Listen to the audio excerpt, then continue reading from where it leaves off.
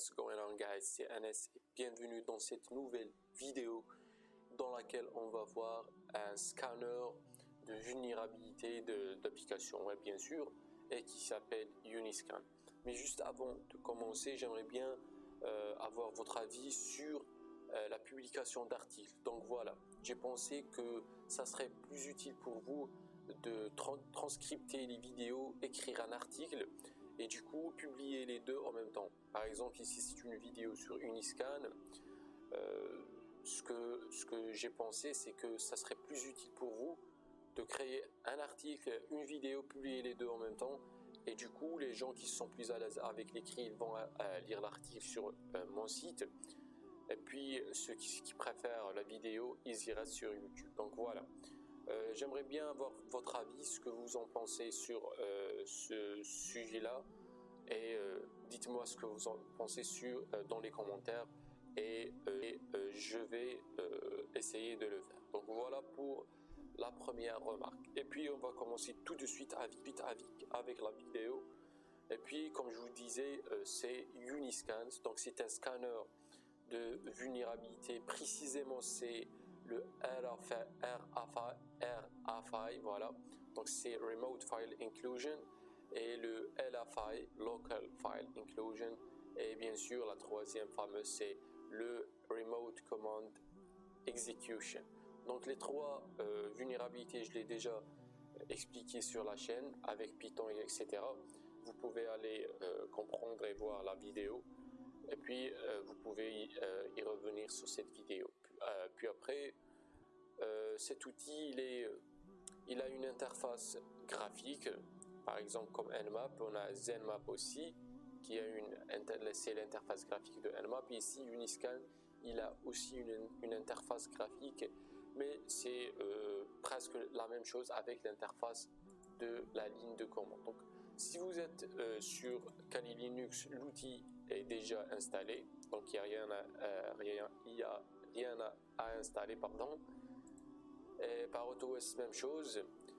Mais si vous êtes sur Ubuntu par exemple, vous devez l'installer simplement avec la commande apt install uniscan. Donc c'est uniscan, voilà. Donc cette commande va vous installer le package. Très bien. Donc on va refaire la commande. Donc c'est apt install uniscan, voilà. Très bien, donc comme vous voyez ici, Uniscan set to manually installed is already in the newest version. Très bien. Une fois installé, vous pouvez le lancer avec la commande Uniscan ici. Voilà, Uniscan.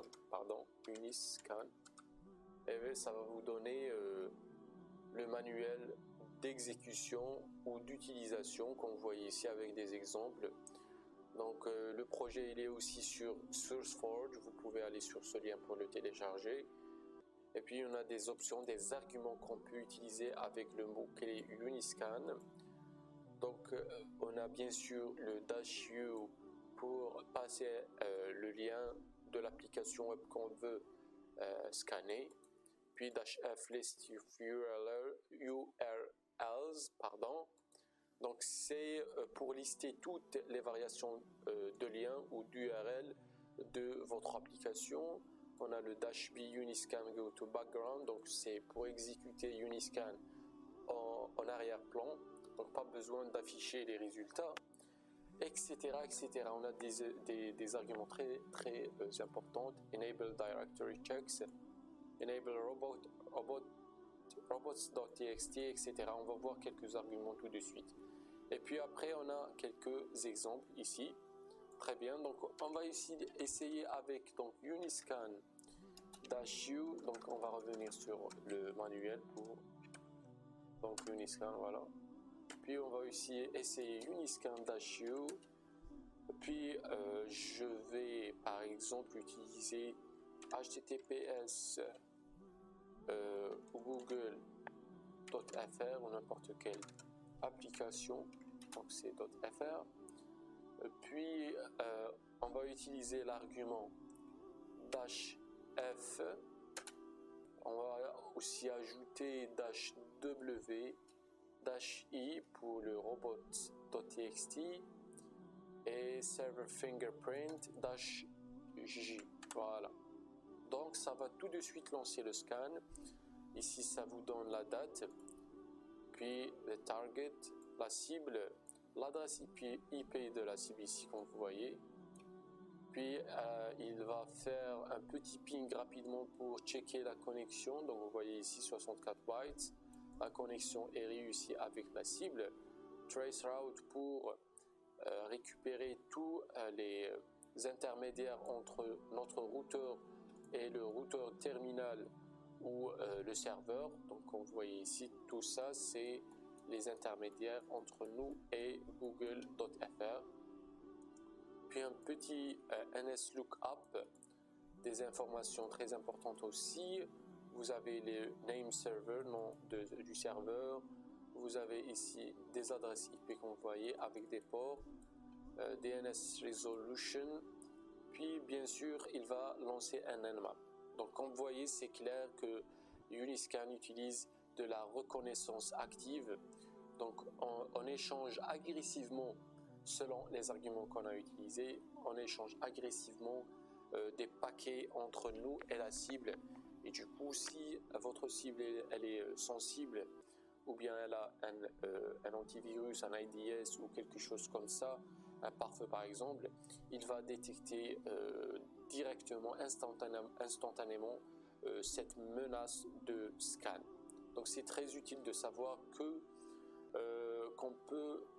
qu'il est préférable d'éviter ce genre d'outils si vous voulez passer inaperçu sur un réseau. Donc Nmap ça prend un peu de temps, mais tout ce rapport va être enregistré dans un fichier spécial. Donc si j'arrête ce scan, puis je vais enlever le -j, je vais enlever le -i, on va voir ce qu'il va nous donner. Donc même, vous voyez ici, c'est les mêmes résultats. Bien sûr ici, le domain, scan date, et puis ça enregistré le rapport dans un fichier HTML comme vous voyez.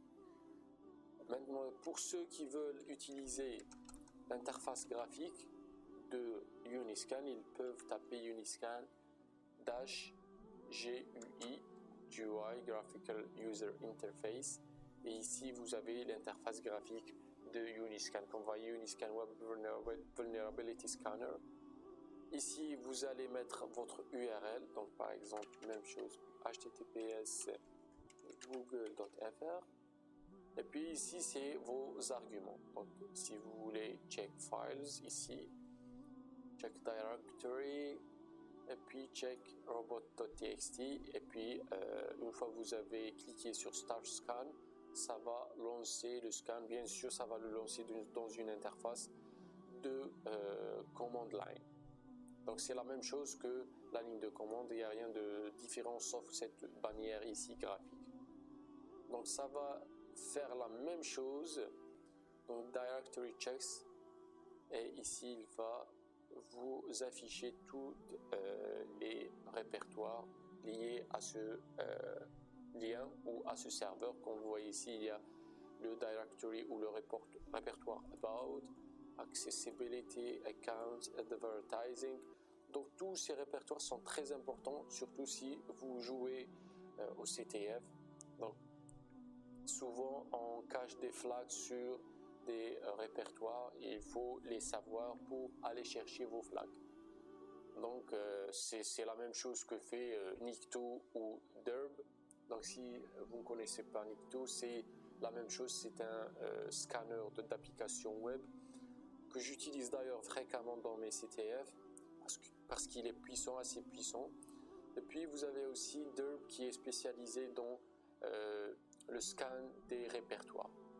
Donc vous pouvez aller découvrir ces deux outils. Donc je les ai déjà discutés sur ma chaîne, mais c'est plus puissant à mon avis que Uniscan.